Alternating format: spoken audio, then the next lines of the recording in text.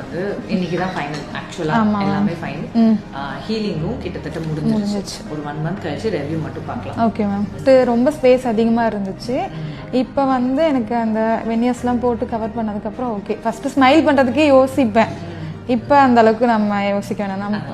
நான் பேசும்போதே நம்ம பேசணுமா, நம்மளுக்கு அந்த கேப் இருக்கே அப்படின்ட்டு நம்ம பேசுறது கூட அந்த போல்னஸ் கூட எனக்கு இதுவாகாது.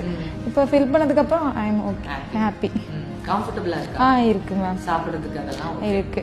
இன்னும் கரெக்ஷன்ஸ் இருக்கு, அதுவும் ஓகே. ஹீல் ஆனதுக்கப்புறம் இன்னும் செட்டில் ஆயிடும்னு நினைக்கிறேன். அந்த கம் ப்ரொசீஜர் தான். ஆமாம் ஆமாம் மேம்.